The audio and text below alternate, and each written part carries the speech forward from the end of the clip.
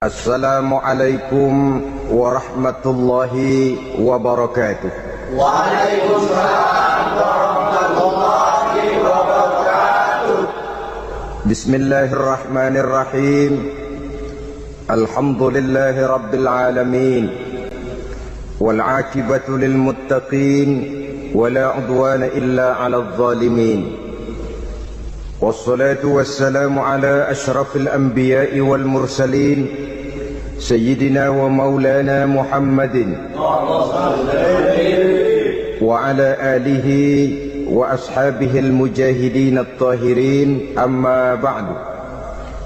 Saudara-saudara kaum muslimin rahimakumullah, manusia selalu berusaha untuk mencapai apa yang menjadi cita-citanya di dalam kehidupan ini.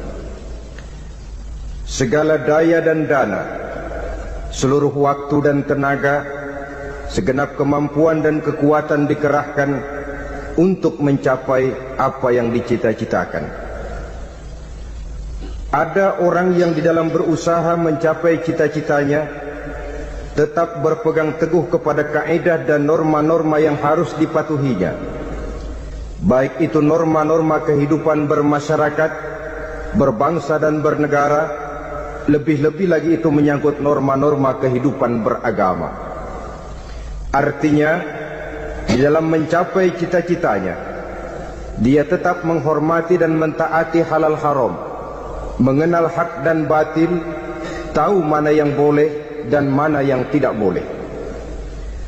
Tetapi di lain pihak, tidak jarang, bahkan banyak sekali orang-orang yang di dalam usaha mencapai cita-citanya terjebak dalam prinsip menghalalkan segala macam cara untuk mencapai satu tujuan. Tidak ada lagi kaedah dan norma-norma yang harus ditaatinya. Ia tidak peduli dengan halal dan haram. Ia tidak kenal hak dan batil. Ia tidak tahu mana yang boleh dan mana yang tidak boleh. Segala cara dilaksanakan asal tujuan tercapai. Maka lahirlah orang-orang yang mengambil jalan pintas dan potong kompas dalam usaha mencapai apa yang menjadi cita-cita dan tujuan dalam kehidupannya. Begitulah kita lihat dalam kehidupan ini. Yang di bawah ingin cepat naik ke atas, sementara yang di atas bertahan tidak mau turun dari tahta dan singgasananya. Maka terjadilah benturan-benturan nilai dan kepentingan. Terbentuklah klik, klan, grup dan sindikat-sindikat yang menyerupai mafia, di mana nilai objektivitas sudah sangat sulit ditemukan. Yang celakanya lagi, lahirlah budaya jilat-menjilat, upeti dan lain sebagainya asal tujuan bisa tercapai. Sementara itu yang miskin ingin cepat menjadi kaya, sedang yang kaya ingin menjadi lebih kaya lagi. Kalau boleh tidak hanya sekedar dia saja yang kaya, anaknya harus kaya, cucunya tidak boleh miskin dan kere, bahkan cucu daripada cucunya pun harus jadi orang-orang kaya. Ini keinginan yang wajar. Setiap orang tua tentu tidak ingin meninggalkan anak cucunya dalam keadaan miskin dan terlunta-lunta. Yang tidak wajar kalau keinginan itu membuat orang lalu menghalalkan segala macam cara, menyalahgunakan fasilitas yang dimilikinya, apalagi kalau dia berada dalam satu posisi di mana seharusnya dia memberikan contoh dan keteladanan. Maka akibatnya timbullah krisis wibawa, yang dari krisis wibawa ini mengendorlah disiplin. Sesungguhnya orang lalai, orang tidak mau berdisiplin karena di mukanya, di matanya, dalam pandangannya tidak ada lagi orang yang dianggapnya berwibawa. Dan wibawa itu hilang oleh karena orang merasa tidak ada keteladanan yang patut dijadikan contoh dalam kehidupannya. Inilah sesuatu yang kurang dirasakan di zaman kita sekarang ini. Bukan kurangnya teori, bukan kurangnya segala macam kaedah dan dalil, tetapi yang kita rasakan sekarang ini kurangnya contoh dan keteladanan dari orang-orang yang seharusnya memberikan contoh dan keteladanan itu. Berangkat dari sejarah dan kehidupan Rasulullah sallallahu alaihi wasallam, keberhasilan yang beliau peroleh salah satu dasar utamanya ialah satunya kata dan perbuatan. Tidak bermental ganda, tidak bermain minyak di atas air, tidak menggunting dalam lipatan. Lidahnya adalah hatinya, ucapannya adalah perbuatannya, dan apa yang beliau ajarkan kepada orang lain, beliaulah pelaksana pertamanya. Saudara-saudara kaum muslimin rahimakumullah. Sementara itu pada sisi lain, yang miskin ingin cepat menjadi kaya, maka ia terjebak dalam prinsip tujuan menghalalkan cara apapun saja dilaksanakan asal dia bisa segera menjadi kaya. Maka salah satu jalan yang banyak dilaksanakan orang untuk mencapai kekayaan tanpa harus peras keringat dan banting tulang seperti umumnya orang adalah melalui satu jenis permainan yang umumnya kita kenal dengan nama judi. Ada dua bentuk dan pola daripada judi. Walaupun seiring dengan kemajuan ilmu pengetahuan dan teknologi canggih, peradaban manusia semakin tinggi, maka jenis macam judi yang dimainkan oleh manusia ikut-ikut menjadi canggih. Tetapi pada umumnya ada dua jenis macam judi itu. Pertama, ada judi yang dilakukan secara langsung, dalam arti seorang petaruh berhadapan dengan bandar atau orang berhadapan dengan orang. Dari judi yang dilaksanakan secara langsung ini, efek negatif yang segera bisa kita lihat dengan nyata. Pertama, timbulnya rasa dendam dan permusuhan. Walaupun orang nampak duduk berhadap-hadapan, walaupun kelihatannya mereka tertawa satu sama lain, tapi yakinlah itu cuma sekedar kulit saja. Pikiran yang ada dalam benak tiap-tiap orang yang terlibat dalam perjudian tidak lain ialah bagaimana saya bisa mengalahkan lawan main saya. Akibatnya tentu bisa kita pastikan akan timbullah dendam dan permusuhan bagi yang kalah, akan timbullah rasa sombong dan menganggap remeh orang lain bagi yang menang. Yang kedua, lalainya orang kepada apa yang menjadi tanggung jawab dan kewajibannya. Orang bisa lupa kepada anak dan istri. Kalau kepada anak dan istri saja sudah bisa lupa, apalagi kepada yang lain, sebab anak dan istri memang merupakan bagian daripada kehidupan kita. Konon lagi saudara, konon lagi keluarga yang lain, anak istri saja bisa terlupakan oleh penyakit dan permainan yang bernama judi ini. Yang ketiga, hilangnya rasa sayang kepada harta. Harta yang didapatnya dengan peras keringat dan banting tulang. Mungkin pergi pagi dan pulang sore. Setibanya dia di meja judi, apalagi uang tadi sudah bertukar dengan dalam bentuk koin, maka rasa sayang kepada harta itu tidak akan pernah ada lagi. Tetapi saudara-saudara, bagaimanapun juga, judi dalam artian langsung semacam ini hanya melibatkan orang-orang tertentu. Artinya selektif. Ada judi yang lebih berbahaya daripada jenis ini, perjudian massal. Taruhlah roulette dan kasino itu judi. Tetapi judi jenis roulette dan kasino ini bahayanya hanya untuk orang-orang tertentu yang memang sudah mapan, kelompok elit. Masa iya bocah angon di kampung main roulette? Apa ia yang tinggal di pinggir kali kenal kasino? Ya entahlah kalau kasino Prambos ya. Dari judi massal semacam ini lahirlah penyakit yang dinamakan tulul amal. Tulul amal, orang yang terlalu panjang angan-angan. Bukan tidak boleh orang bercita-cita, sebab cita-cita itu perlu. Katanya manusia tidak makan masih bisa hidup 1 bulan lebih. Manusia tidak minum masih bisa hidup 3 hari lebih. Tapi manusia tidak punya cita-cita 1 jam pun dia tidak akan bisa hidup.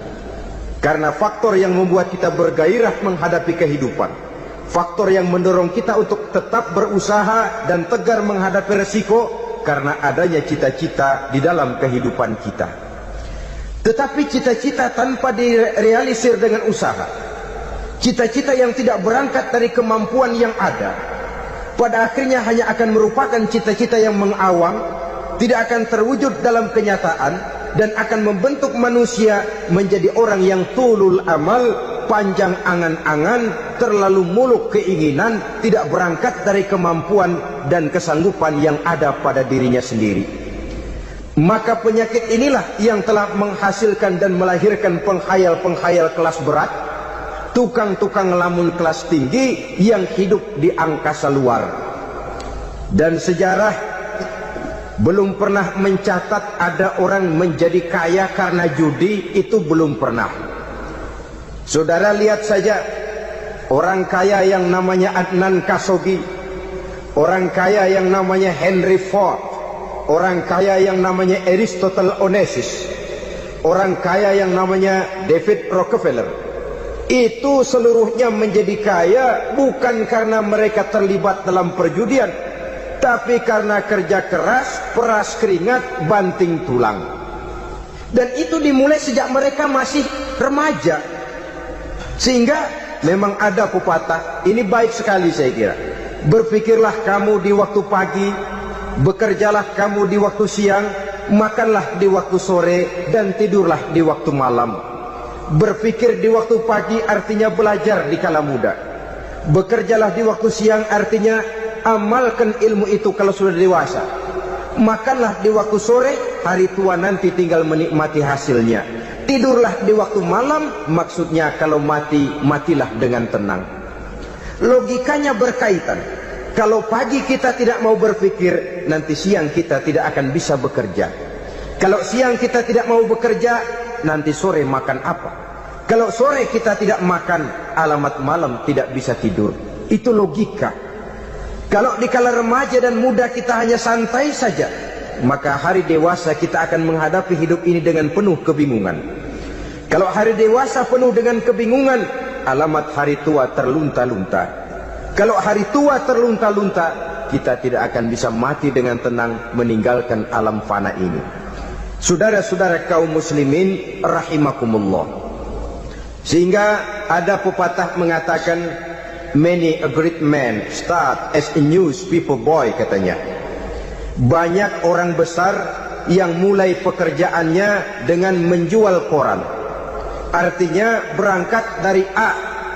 Banyak pengusaha mobil yang memulai pekerjaannya dari tukang cuci mobil, tapi lalu bertahap dan tegar menghadapi kenyataan, sehingga proses demi proses dia hadapi dengan tegar, dengan tabah, dengan sabar, dengan ulet, sampai kepada membuahkan hasil. Kita ingin pintas, kayaknya mau, usahanya tidak mau. Senangnya mau, peras keringatnya tidak mau. Ini tentunya akan melahirkan kontradiksi di dalam kehidupan. Maka dari jenis perjudian massal semacam ini, lahirlah penyakit tulul amal, panjang angan-angan, terlalu muluk cita-cita. Bayangkan saja, kalau ini terjadi secara massal, menimpa nasib rakyat kita di pedesaan yang jauh dari keramaian. Tiap hari mereka didina-bobokkan oleh gambaran tentang akan diperolehnya uang dalam jumlah yang banyak, dengan angka nol yang berentet. Tiap hari mereka melihat angka-angka itu. Mereka lambat laun akan terseret dalam arus tulul amal ini. Panjang angan-angan, muluk cita-cita, hanya dengan mengandalkan meja perjudian. Akibatnya timbul penyakit yang kedua, yang ketiga, yaitu malas berusaha. Orang kalau sudah terlalu asik berkhayal, menghitung bintang di langit, malas berusaha. Kalau ada temannya kerja jadi buruh kasar, bawa hasil yang merupakan jerih payah dan peras keringat dia, satu minggu bergaji 10-15 ribu, diketawain. Apaan gaji lu 10 ribu, 15 ribu? Entar gua nih kalau ketembus 100 juta, entar. Yang 10 ribu dan 15 ribu keringat orang itu dihina, itu dicela. Tetapi dia selalu menghitung, entar nih gua. Entarnya wallahu a'lam. Saudara hadirin yang saya muliakan, timbullah sikap malas. Padahal di tengah negara sedang membangun di berbagai bidang kehidupan. Maka sifat malas ini merupakan musuh kita, baik mengejar kemiskinan, baik mengejar kebodohan dan keterbelakangan kita di sektor-sektor lainnya. Alangkah akan terganggunya roda pembangunan di negara kita ini jikalau sebagian besar rakyat dihinggapi oleh penyakit malas, yang malas ini dilatar belakangi oleh penyakit tulul amal, terlalu muluk angan-angan, yang angan-angan ini dininabobokan oleh keinginan untuk mendapatkan untung yang besar tanpa peras keringat dan banting tulang. Sasaran yang lebih jauh, dan ini yang paling kita khawatirkan, hancurnya kubu-kubu pertahanan moral daripada bangsa kita. Kita sependapat bahwa lebih penting daripada membangun jembatan adalah membangun manusia yang membangun jembatan. Bahwa lebih penting daripada mengaspal jalan raya adalah membangun mental manusia yang melaksanakan pengaspalan itu. Dengan kata lain, membangun dan mempersiapkan manusia pembangunan. Tanpa itu, maka saya merasa khawatir kalau nanti kita tidak akan sampai kepada target yang kita harapkan oleh karena kandas di tengah jalan. Saudara-saudara kaum muslimin rahimakumullah, Islam sebagai agama yang mengajarkan manusia untuk berusaha dan mengeluarkan segala kemampuan untuk melaksanakan segala usahanya itu, sangat membenci sifat malas, sangat membenci sifat tulul amal atau panjang angan-angan. Dan oleh karena judi melahirkan dua sifat itu, Islam sangat menganjurkan pengikutnya untuk menjauhi segala macam jenis perjudian, baik yang terang-terangan maupun yang dilakukan secara samar-samar, tidak ketara, judi canggih sesuai dengan canggihnya teknologi daripada manusia itu sendiri. Ini adalah penyakit yang meracuni masyarakat manusia dari sejak berpribadi, bertetangga, berumah tangga, sampai kepada berbangsa dan bernegara. Dan kasus-kasus yang timbul sudah cukup banyak, yang tidak mungkin lagi kita katakan hanya sekedar bersifat kasuistis, bersifat kasus-kasus kecil saja. Sebelum riaknya naik ke permukaan, marilah kita membuat benteng untuk masing-masing pribadi muslim memelihara dan menjaga diri jangan terseret dalam permainan yang bernama judi, apapun bentuknya, bagaimanapun cara dan ragamnya, karena jelas bahayanya lebih besar daripada manfaatnya. Taruhlah kita barangkali kemarin-marin hanyut dalam arus perjudian, tetapi hendaknya kita bisa mengambil pelajaran bahwa seorang mukmin adalah seorang yang apabila dia melakukan kesalahan, dia segera sadar, dijadikannya pelajaran untuk tidak diulanginya lagi pada masa-masa yang akan datang. Dengan sikap semacam itu, kita tidak lagi akan mengulangi kesalahan-kesalahan lama, dan grafik kehidupan kita dari hari ke hari akan makin menunjukkan hal-hal yang baik dan positif adanya. Saudara-saudara kaum muslimin rahimakumullah, kalau ABRI masuk desa, rakyat beruntung. Kalau jaksa masuk desa, rakyat bahagia. Kalau koran masuk desa, rakyat ikut jadi cerdas. Tapi kalau judi masuk desa, rakyat kiamat. Pembangunan akan terbengkalai, roda perekonomian akan lesu. Karena mestinya orang membelanjakan uang untuk sesuatu yang dia perlukan, akhirnya dia belanjakan untuk sesuatu yang dia tidak perlukan, karena gambaran, khayalan akan mendapat keuntungan yang jauh lebih besar lagi. Padahal istilah orang-orang tua kita dulu, lebih baik makan singkong betulan daripada makan roti ngimpi.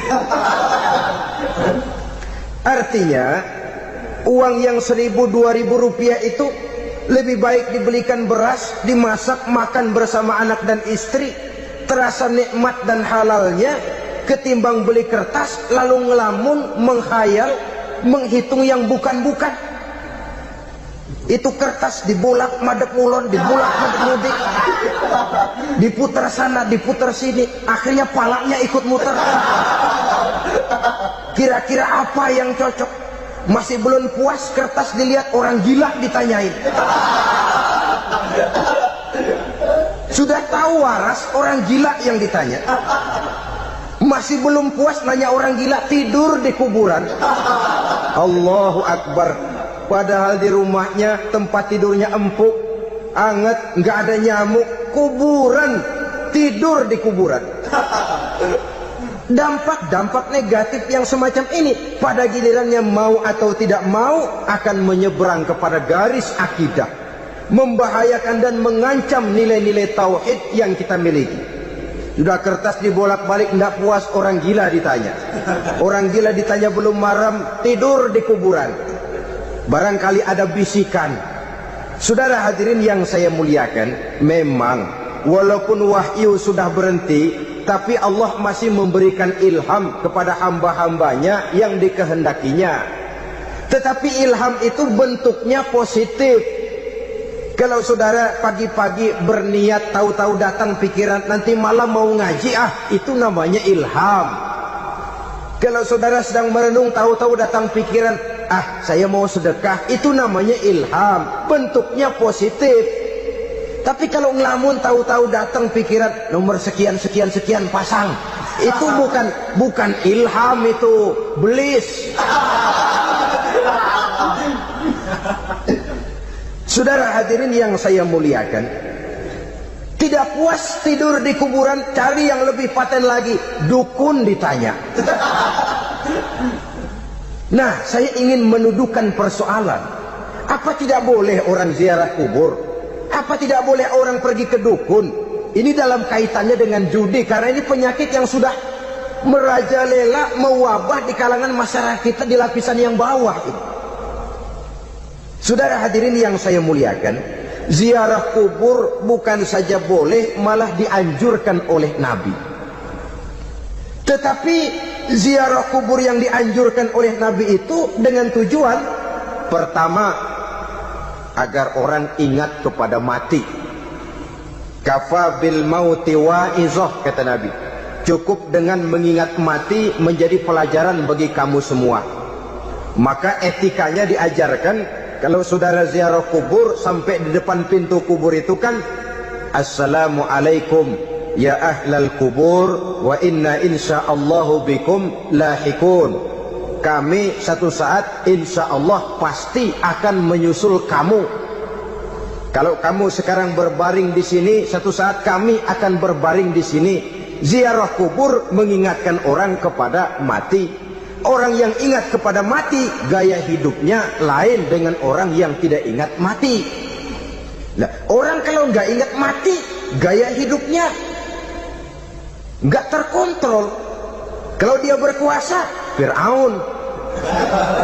Itu nggak ingat mati. Kalau dia kaya, Korun. Sudah gambarannya nggak merupakan gambaran-gambaran yang baik. Orang yang ingat mati, dia berkuasa, dia berlaku adil. Satu saat saya akan mati dan ini akan dimintakan pertanggungan jawab. Orang kaya ingat mati, dia akan jadi pemurah. Kenapa? Kalau saya diberikan ilmu, pertanyaan akhirat cuma satu, ilmumu kau amalkan untuk apa? Kalau saya diberikan umur panjang, pertanyaan akhirat cuma satu, umurmu kau habiskan di mana? Tapi jikalau saya diberikan harta, pertanyaan akhirat ada dua. Hartamu kau dapat dari mana, kau belanjakan kemana? Depannya ditanya, belakangnya ditanya.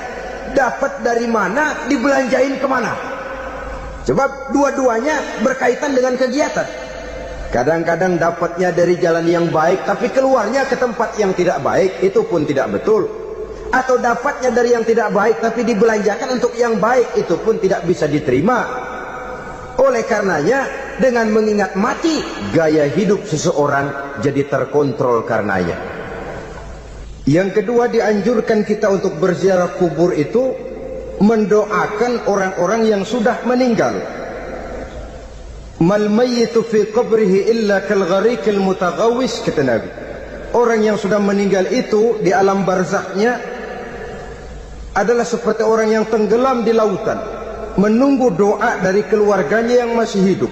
Apakah itu anaknya, kemenakannya, cucunya, dan lain sebagainya. Adapun yang kalau kita ziarahi itu kuburnya orang-orang yang kita tahu merupakan orang soleh, orang yang berjiwa bersih, yang kita kenal ketakwaannya kepada Allah Subhanahu wa ta'ala, tidak ada salahnya kita bertabarruk, asal jangan dengan satu keyakinan bahwa dia secara mandiri bisa mendoakan kita. Dia hanya bisa melakukan itu hanya dengan izin Allah. Nah, umumnya orang kalau sudah ziarah ke kubur-kubur keramat itu Allahnya kelupaan. Itu yang dikhawatirkan merusak dan mengganggu akidah. Sehingga di awal-awal perkembangan Islam, Nabi pernah melarang orang ziarah kubur itu. Ini bisa kita simak dari hadis, kuntu nahaitukum an ziyaratil qabri fazuruha. Dahulu aku pernah melarang kamu untuk ziarah kubur. Adapun sekarang kalau mau ziarah, ziarahlah kamu.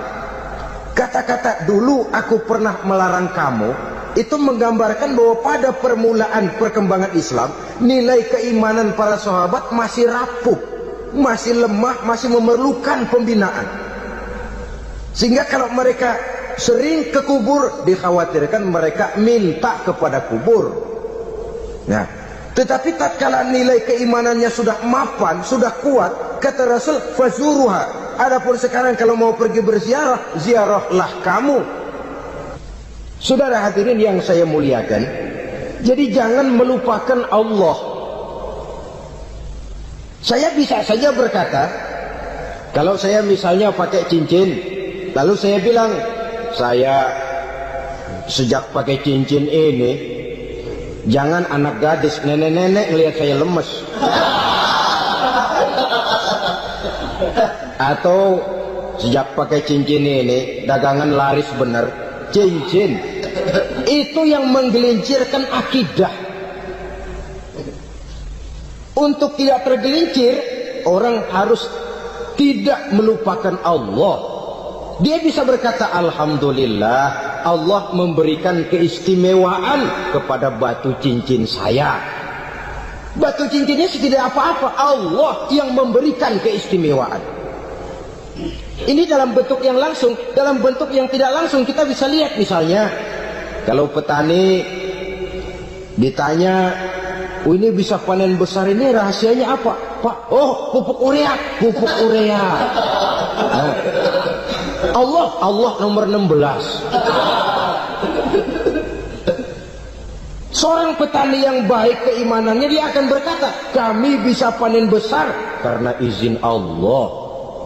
Lah, kalau pupuknya mah pakai pupuk urea, izin Allahnya dahulu, baru kemudian pupuknya nyusul. Jadi sebenarnya bukan cuma pergi ke dukun yang bisa merusak keimanan, pergi ke dokter juga bisa loh merusak keimanan. Kalau berkeyakinan bahwa dokter itulah yang memberikan sembuh, kenapa akidah saudara tidak tergelincir karenanya? Dokter hanya memberikan obat dan resep, sembuh itu datangnya dari Allah. Ini yang diungkapkan lewat lisan Nabi Ibrahim alaihissalam, wa idza maridtu fahuwa yashfini. Apabila aku sakit, dialah Allah yang memberikan sembuh. Memberikan sembuh. Jangan juga menyalahartikan ayat ini. Ada ayat begini sakit terus nekat. Udah nggak usah berobat dah, memang penyakit dari Tuhan, ntar waktunya baik ya baik ya. Udah ampek terus dah. Orang yang berobat saja belum tentu sembuh, apalagi yang tidak berobat. Sama juga orang nggak sembahyang kita ajakin ngotot, lu juga yang sembahyang belum tentu masuk surga katanya. Lah yang sembahyang belum tentu masuk surga, bagaimana cengoran lu yang nggak sembahyang?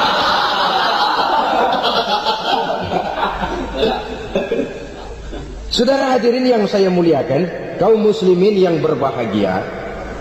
Jadi dengan demikian, maka jangan menghilangkan Allah. Kita, ajaran pokok dalam Islam adalah ajaran tentang tauhid. Nah, tauhid ini menyangkut mengesahkan Allah, baik di dalam zatnya, baik di dalam sifatnya, baik di dalam perbuatannya, baik di dalam beribadah kepadanya. Tauhid dalam ibadah itu ada.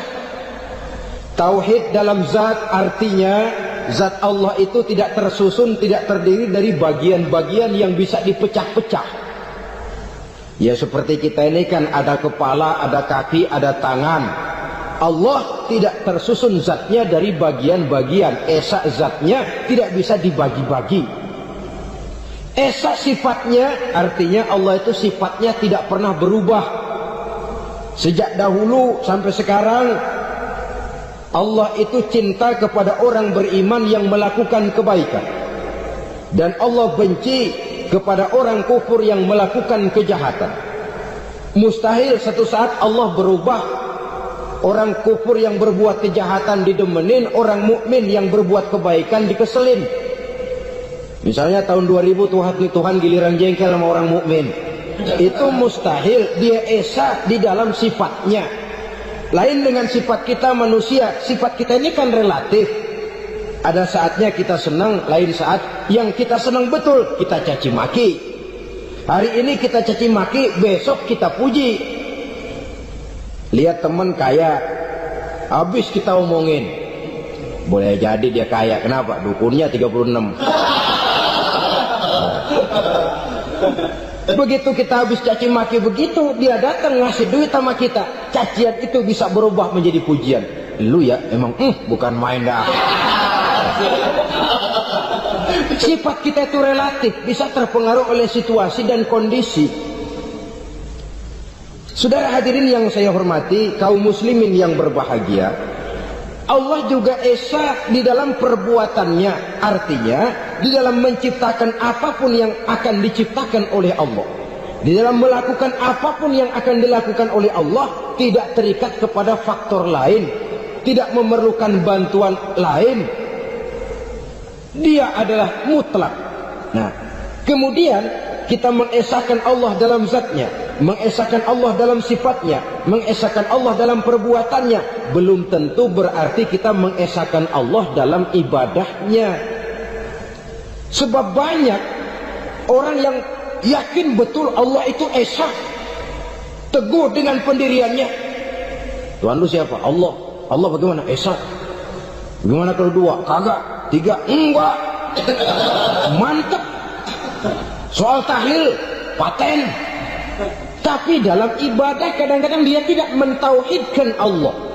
Ini makna wa ma umiru illa liya'budullaha mukhlisin.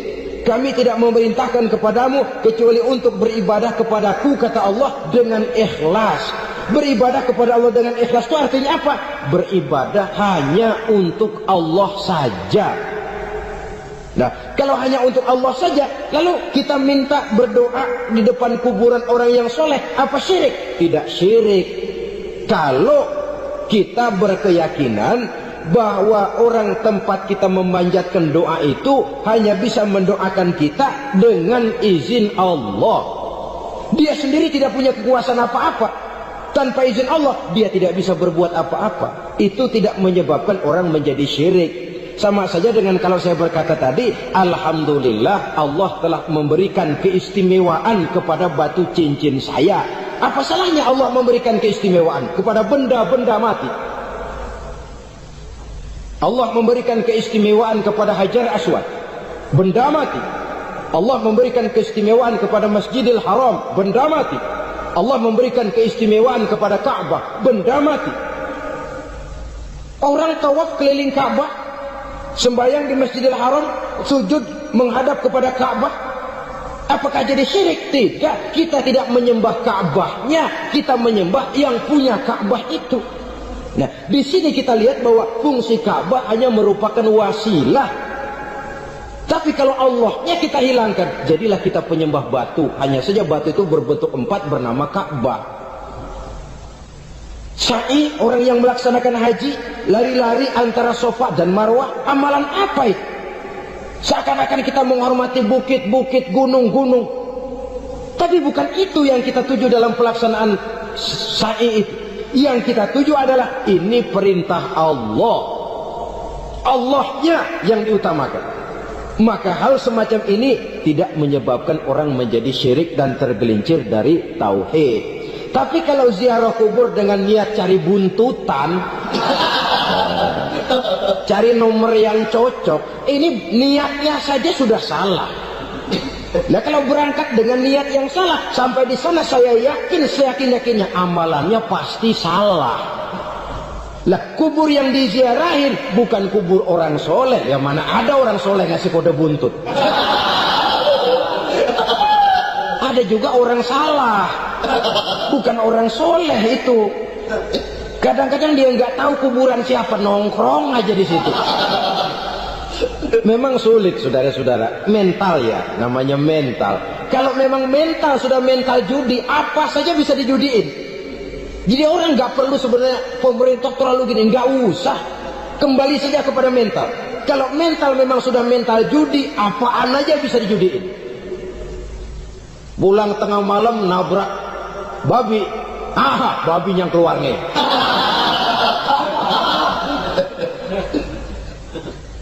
Mobil lewat nomornya bisa dijudiin. Bajai lewat, bajai bisa dijudiin. Mental. Kalau memang mental sudah mental judi, apapun saja bisa dijudikan. Saudara hadirin yang saya muliakan, lalu bagaimana dengan dukun? Ya, saudara hadirin, pergi ke dukun hakikatnya sama dengan pergi ke dokter. Orang berusaha melaksanakan yang namanya syariat, hakikatnya kembalikan kepada Allah. Syariatnya kita laksanakan. Tetapi, nah ini tetapi, yang pertama saudara harus tahu betul dukunnya itu bayang apa enggak, agamanya kuat apa enggak. Sebab ya tentu tidak ada dukun yang jelek, karena pada umumnya penyakit dukun itu kan nyohor, iklan lewat koleha-kolehanya. Kita bisul kecil datang, kita dukung, ini si kecil kemarin bisul kayak kelapa 5 menit baik. 5 menit padahal kemarin kagak ada yang datang. Diolah sedemikian rupa supaya orang mantap. Jadi jangan asal sembarangan. Kadang-kadang lihat potongan dukunnya aja kita ngeri. Mukanya sudah kremot, nggak pernah tersentuh air wudhu. Jangankan air wudhu, mandi aja jarang. Yang kayak begini yang dipegang mati-matian, yang dipercayai habis-habisan, akan kita kemanakan tauhid kita ini? Apalagi kalau perginya sudah dengan niat mencari nomor yang jitu. Itu saya katakan lagi tadi, berangkat saja sudah dengan niat yang salah. Orang berusaha silahkan. Sama juga kita ke dokter. Oleh dokter kan setelah diperiksa penyakit kita, lalu dianalisa, oh ini penyakitnya ini. Kemudian diberikan obat. Lah obat itu kan tentu ada aturan minumnya tuh. Yang kapsul ini sehari 3 kali, yang tablet ini sehari 2 kali. Kalau kita minumnya kelebihan, overdosis namanya. Saking pengen cepet baik, sekali minum 10 tablet. Ya memang nggak sakit-sakit lagi, tapi nggak hidup sudah. Habis. Kita pun dalam melaksanakan amalan hidup beragama begitu. Saudara datang kepada kiai, orang-orang soleh, meminta amalan, wiridan, itu jangan sampai overdosis. Tidak sesuai dengan kemampuan pribadi. Wong masih SD sudah minta matematika kelas SMP, celeng. Baru SMP sudah minta diajarkan filsafat kelas perguruan tinggi, semaput. Kenapa? Daya tampungnya nggak kuat. Emang ukuran secangkir, minta di sini seember, ya luber. Lebihnya nggak cukup. Kenapa? Yang diberikan, yang diamalkan tidak sesuai dengan makomnya, tidak sesuai dengan kemampuan yang ada pada dirinya. Saudara hadirin yang saya muliakan, akhirnya apa? Mencelakakan dirinya sendiri, ngawur. Baru sembahyang seminggu udah ngaku ketemu malaikat. Sembahyang ditemenin malaikat, lah sembahyang baru seminggu mulai, itu malaikat iseng amat. Ya walaupun kalau Allah izinkan tidak mustahil, tapi kan tidak logik. Orang yang melaksanakan ibadah puluhan tahun memerlukan riyadhah dan latihan, khusyuk dan tawadhu, penuh tazallul, merendahkan diri di hadapan Allah, belum tentu mendapat karunia yang semacam itu. Saudara hadirin yang saya muliakan, jadi dengan kata lain, yang pertama lihatlah dulu kualitas dukun yang akan saudara datangi itu. Ini kualitas black apa kualitas white, aspal apa cat putih, sehingga jangan sampai kita salah pilih. Sebab biasanya orang kalau sudah hanyut di kali, rumput pun dia pegangin. Dia tahu kalau rumput tidak akan bisa menahan bobot badannya, tapi karena posisinya posisi terjepit, rumput pun dia pegang. Ini satu gambaran psikologis betapa orang dalam keadaan panik, kepepet, kejepit, yang tidak mestinya dipegang pun akan dipegangnya juga. Walaupun dia tahu itu tidak akan bisa menahan bobot badannya, namun dipegangnya juga. Oleh karenanya, yang pertama, lihat dulu kualitas dukunnya. Yang kedua, saudara-saudara, jangan berkeyakinan bahwa dukun itulah yang memberikan permintaan saudara. Si dukun hanya bisa dengan izin Allah. Nah ini kuncinya. Kalau izin Allahnya dihilangkan, dan ini yang jarang. Biasanya kalau kita diajak ke dukun, di sono aja paten banget. Abah anu, abah ini, abah anu, abah-abah. Nah, lalu pikiran kita kan terfokus. Dikala itulah kita mulai menyampingkan Allah. Di situ yang dikhawatirkan nilai tauhid kita jadi tergoyah karenanya. Bahwa orang yang kita datangi, yang kita kenal kesolehan dan ketakwaannya, hanya bisa memberikan pertolongan dengan izin Allah. Dengan izin Allah dia doakan kita dan doanya kabul. Dengan izin Allah dia penuhi hajat kita dan hajat kita jadi terlaksana, jadi kenyataan dengan izin Allah. Sebab Allah itu memberikan keistimewaan. Ada waktu istimewa, ada tempat istimewa, ada jam istimewa. Kenapa sih sedekah hari Jumat dengan sedekah hari Kamis pahalanya kok lebih besar hari Jumat? Karena itu waktu istimewa. Kenapa untuk sembahyang sunnah dianjurkan sepertiga malam yang terakhir? Karena itu waktu istimewa. Kenapa doa di Multazam, di dekat Hajar Aswad, di Hijr Ismail, di Raudhah dikabulkan Allah? Karena itu tempat istimewa. Memang kadang-kadang ada orang berkata, kalau mau berdoa kenapa mesti di kuburan wali? Di rumah juga berdoa, Tuhan dengar. Betul, Tuhan dengar, bahkan tidak berdoa pun Allah tahu isi hati kita. Tapi soal dikabulkan atau tidak, itu hak Allah. Dan Allah memberikan fasilitas kepada tempat-tempat tertentu dan istimewa. Dan itu diajarkan oleh Nabi. Di Raudhah perbanyak doa. Kenapa? Itu tempat yang mustajabah. Artinya Allah memberikan keistimewaan kepada tempat-tempat tertentu. Dalam konteksnya dengan ini, makom para aulia, para wali, para ulama soleh, tidak ada salahnya kita berdoa di sana, bertawassul, bukan meminta kepada si kiai, bukan meminta kepada si ulama, bukan meminta kepada si wali, meminta kepada Allah melalui tempat yang orangnya kita yakin dekat dengan Allah. Walaupun Allah tidak memerlukan perantara, itu jelas. Allah tidak memerlukan calo, memang. Tapi Allah menyediakan waktu dan tempat-tempat istimewa, itu harus kita manfaatkan untuk mendekatkan diri dan berdoa kepadanya. Saudara-saudara kaum muslimin rahimakumullah, saya kembali dalam konteksnya dengan dukun yang akhir-akhir ini jadi populer karena merajalelanya judi sampai kepada desa-desa, pedesaan-pedesaan terpencil, yang akibatnya menjauhkan orang dari nilai tauhid. Padahal benar kalau orang berkata kadzabal munajjimun walau sodaku, tukang-tukang ramal itu bohong walaupun benar. Kalaupun betul, kebetulan. Itu maksudnya bohong walaupun betul, betulnya betul kebetulan.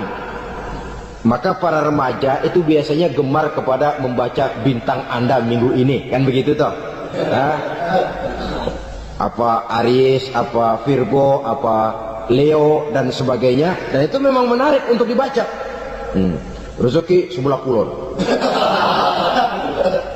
asmara anget. Saudara hadirin, hal yang semacam ini boleh saja untuk dibaca, tapi tidak untuk diyakini kebenarannya. Boleh saja untuk dibaca, tapi tidak untuk diyakini kebenarannya. Karena meyakini kebenarannya sama saja dengan mendahului Allah. Dan itu bisa menggelincirkan nilai-nilai tauhid kita. Tauhid dalam ibadah saya katakan tadi, menyembah hanya kepada Allah. bermohon hanya kepada Allah dengan menggunakan fasilitas-fasilitas yang disediakan oleh Allah, baik berupa waktu maupun tempat-tempat tertentu. Dan orang-orang, kalau waktu dan tempat saja ada yang diberikan keistimewaan oleh Allah, padahal tempat itu benda mati, apalagi manusia yang merupakan makhluk hidup. Saudara hadirin yang saya muliakan, saudara-saudara kaum muslimin yang berbahagia, sehingga dengan demikian kita tetap menjaga nilai-nilai akidah. Dan dengan ini syariat kita laksanakan tanpa membuang hakikat. Sebab hakikat tanpa syariat itu kosong. Syariat tanpa hakikat juga tidak ada tujuan. Yang penting hati bersih, nggak sembahyang nggak apa-apa. Mana bisa begitu, Mas? Kalau memang hati bersih nggak usah sembahyang nggak apa-apa. Nabi Muhammad dulu berhenti dong sembahyang. Sebab beliau orang yang hatinya paling bersih. Nah, orang yang hatinya paling bersih saja sembahyang yang enggak berhenti, masa kita lalu mau berhenti? Yang penting kan kita bisa dekat dengan Allah melalui perasaan, banyak-banyak ingat. Apa itu sembahyang? Macam-macam. Itu hakikat saja tanpa syariat ia tidak bisa. Syariat saja tanpa hakikat juga gerak lahir yang tanpa roh namanya. Kita melakukan sholat tapi kita tidak tahu untuk apa kita sholat dan kenapa kita sholat dan siapa yang kita sembah di dalam kita sholat. Sehingga dengan demikian keduanya tidak bisa terpisahkan satu sama lain. Seperti halnya kulit dan isi. Barangkali pernah saya ingatkan, kulit penting, isi pun juga penting. Hakikat penting, syariat juga penting. Dan kita jangan salah mengartikan, terjebak dalam ucapan-ucapan yang masih memerlukan penafsiran, sehingga lalu kita cenderung mendiskreditkan dan menjelekkan para wali. Misalnya ada ucapannya Syekh Abdul Qadir Jailani yang berkata begini, barang siapa yang masuk ke rumahku lalu ia memakan makananku, maka ia akan masuk surga. Ini kalau ucapan ini dipahami secara apa adanya, ya jelas orang bisa tergelincir. Tapi kalau ditafsirkan secara betul, siapa yang masuk ke dalam rumahku? Di mana rumah Syekh Abdul Qadir? Di mana umumnya rumah para wali? Di masjid. Jadi siapa yang masuk ke dalam rumahku? Masjid. Lah kalau sudah di dalam masjid, makanannya apa? Getuk. Tentu saja tidak. Kalau sudah di masjid itu ya makanannya ya wirid, zikir, tahajud, baca Quran, paling kurang iktikaf. Jadi siapa yang masuk ke masjid lalu dia sujud, wirid, zikir, ya jelas saja surga. Jangan membaca ucapan ini lantas rame-rame nyari bekas rumah Syekh Abdul Qadir. Rame-rame masuk ya rumah kecil. Saudara hadirin, kita terlalu terpaku kepada materi ucapan dan melupakan filsafat daripada ucapan itu sendiri. Dalam kondisi yang sedemikian, sangat boleh jadi orang lalu tergelincir karenanya.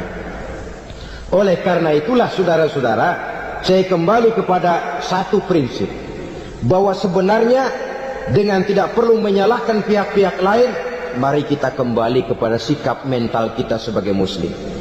Kalau mental memang sudah mental penjudi, apapun bisa dijudikan. Tapi kalau mental itu tidak ada, walaupun di kiri kanan dan depan belakang banyak dibuka tempat-tempat perjudian, saya yakin kita akan mampu menahan dan menjaga diri. Sikap mental inilah yang memerlukan pembinaan dari kita semua. Sehingga dengan demikian kita akan menjadi pribadi-pribadi yang bisa bertahan dari segala gempuran-gempuran yang datang dari luar karena adanya prinsip ketahanan mental itu tadi. Sekali lagi saya ingatkan bahwa judi selamanya tidak akan pernah mendatangkan kebahagiaan. Judi tidak akan membuat orang menjadi kaya. Judi tidak akan membuat orang makin akrab berteman dan bersaudara. Yang jelas judi melahirkan permusuhan dan dendam, membangkitkan rasa malas, memulukan angan-angan tanpa mau peras keringat dan banting tulang, melalaikan orang dari tanggung jawab dan kewajibannya, membuat ia lupa kepada anak, istri dan seluruh keluarganya, dan pada akhirnya dia akan terjebak dalam satu permainan yang makin menjauhkan dia dari proses kesadarannya sebagai manusia. Sebagai uraian penutup, marilah kita renungi firman Allah dalam Al-Baqarah ayat 208. A'udzubillahi minasyaitonir rajim. Ya ayyuhalladzina amanu dukhulu fis-silmi kaffah wa la tattabi'u khutuwatis syaitan innahu lakum aduwwum mubin. Hai orang-orang yang beriman, masuklah kamu ke dalam keselamatan. Masuklah kamu ke dalam Islam secara keseluruhan. Jangan kamu mengikuti jejak-jejak setan, karena setan adalah musuhmu yang nyata dan jelas. Judi termasuk jejak-jejak yang ditinggalkan oleh setan untuk diikuti oleh kita, agar kita mendapatkan kesengsaraan baik di dunia, lebih-lebih di akhirat nanti. Semoga Allah selamatkan kita, Allah selamatkan seluruh bangsa kita dari penyakit-penyakit judi yang melahirkan efek-efek negatif dalam kehidupan. Terima kasih atas perhatian saudara. Mohon maaf atas segala kekurangan. Usikum wa nafsi bitaqwallah. Wassalamualaikum warahmatullahi wabarakatuh. Waalaikumsalam warahmatullahi